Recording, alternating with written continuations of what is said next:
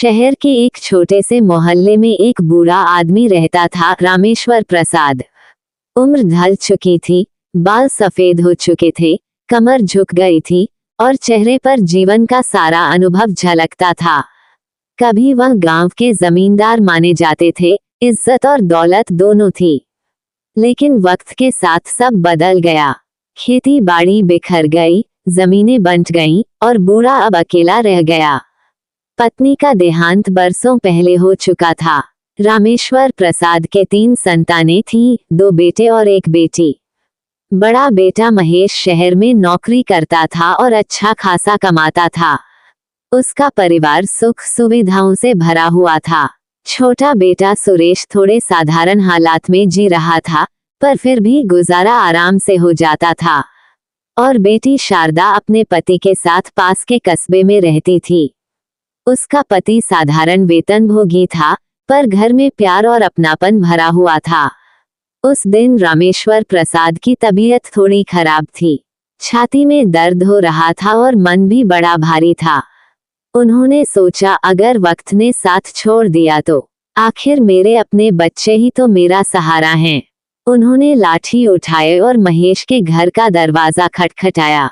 अंदर से महेश की आवाज आई, कौन? मैं हूँ पिताजी, रामेश्वर प्रसाद ने धीमे स्वर में कहा। दरवाजा खुला। महेश ने हैरानी से पूछा, अरे पिताजी, अचानक? सब ठीक तो है? रामेश्वर ने थकी आवाज में कहा, बेटा, तबीयत कुछ दिन से ठीक नहीं है और कुछ पैसों की जरूरत भी पड़ गई है। सोचा तुमसे कह दूं। इतना सुनते ही महेश की पत्नी, जो भीतर से निकलकर आई थी, झुंझला उठी। लो, हमें ही पकड़ लिया क्या? हर बार पैसे की जरूरत तो हमें ही बतानी है। हम भी कोई सोने चांदी के बने नहीं हैं। महेश ने पिता की तरफ देखा, फिर अपनी पत्नी की नाराजगी को देखकर धीरे से बोला, पिताजी, आप अभी यहाँ से जाइए। मेरे पास सचमुच पैसे नहीं हैं और आपकी वजह से घर में कलह हो जाएगा। रामेश्वर ने बेटे की आंखों में झांका। वहां कोई अपनापन नजर नहीं आया, बस एक बोझ जैसा भाव था। उन्होंने गहरी सांस ली और बिना कुछ कहे धीरे धीरे वापस चल पड़े। कुछ देर बाद वे सुरेश के घर पहुंचे। सुरेश ने दरवाजा खोला और तुरंत चरण छूकर बोला, पिताजी, अंदर आइए। आप अचानक?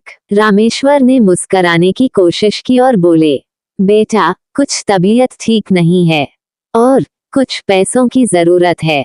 सुरेश थोड़ी देर चुप रहा, फिर बोला, पिताजी, कुछ पैसे तो हैं, लेकिन वो मैंने अपने महीने भर के खर्च और बच्चों की फीस के लिए रखे हैं। अगर अभी दे दूं तो हमारा गुजारा मुश्किल हो जाएगा। आप माफ कर दीजिए। रामेश्वर ने बेटे के चेहरे पर झिझक और असमर्थता देखी। उन्होंने सिर हिलाया और बिना कुछ कहे वहां से भी निकल पड़े। थके कदम अब बेटी शारदा के घर पहुंचे।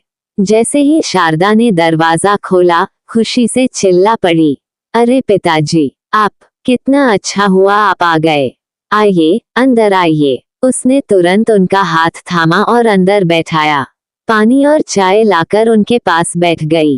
पिताजी, आप अचानक? सब ठीक तो है? रामेश्वर की आंखें भर आईं। उन्होंने धीमे स्वर में कहा, बेटी, तबीयत कुछ ठीक नहीं और थोड़े पैसों की जरूरत पड़ गई थी। सोचा तुमसे कह दूं। शारदा ने बिना एक पल गवाए अपने संदूक से कुछ पैसे निकालकर पिता के हाथों में रख दिए। पिताजी, आप चिंता मत कीजिए। ये लीजिए पैसे और आप यहीं रहिए। हम आपका इलाज करवाएंगे। जब तक आप ठीक नहीं हो जाते, आप मेरे पास से कहीं नहीं जाएंगे। उसकी आंखों में सच्चा प्यार और चिंता झलक रही थी। रामेश्वर की आंखें डबडबा गईं। उन्होंने थैले से एक कपड़ा खोला। उसमें बहुत सारा पैसा था, नोटों की गड्डियां।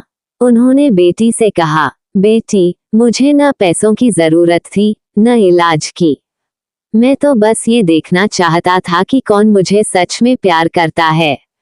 मैं अपनी सारी जमा पूंजी तुम्हें सौंपना चाहता हूँ, क्योंकि तू ही मेरी असली हकदार है।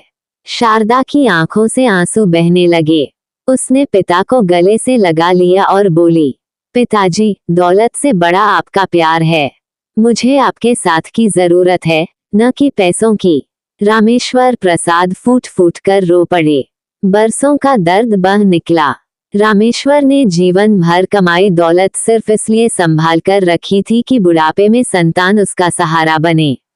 लेकिन उन्होंने देखा कि बेटे स्वार्थ के बंधन में जकड़े हुए हैं। एक बेटी, जिसे समाज अक्सर पराया मान लेता है, वही बिना किसी स्वार्थ के पिता को गले लगाती है। वह दिन रामेश्वर की आंखें खोल गया। उन्होंने समझ लिया कि रिश्तों की असली कीमत दौलत से कहीं ऊपर है। सच यही है, जो औलाद आपको बिना किसी स्वार्थ के केवल अपनेपन और स्नेह से प्यार करे, वही आपकी दौलत और आशीर्वाद का सच्चा हकदार है।